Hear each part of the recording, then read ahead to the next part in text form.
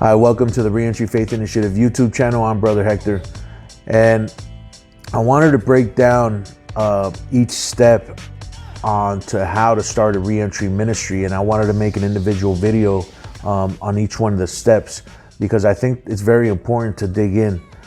So the very first step that we're going to talk about is to pray. It's why is it necessary to pray for me to get involved into this type of work?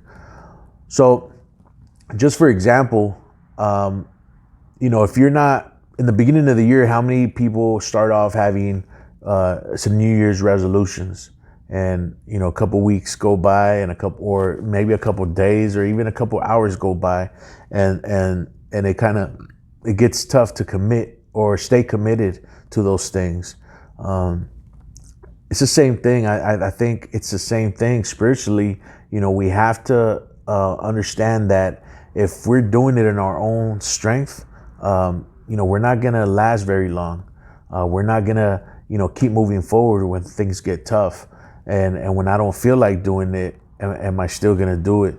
So there has to be something else that is motivating us. There has to be another force that's moving us and pushing us forward when those moments get tough, right? So that's why I really emphasize prayer and starting in prayer and continuing in prayer, because that's what's gonna help you move forward in this type of ministry. Reentry ministry, you're dealing with a lot of people that are affected emotionally. They might be struggling with some sort of addiction. Substance use problem. They might be struggling with mental health issues. They might be struggling with homelessness. They might be struggling with all kinds of things. And so you have to be able to find that strength and that passion to keep doing this type of work, because it can become pretty draining. So I've known people to burn out. I've known, even ministers and pastors, end up stepping away from this type of ministry because it gets to be a little bit too much. So, I always, talk about praying and just staying in prayer and staying committed to the work, and just understanding that if God calls us into this work, He's also going to back us up.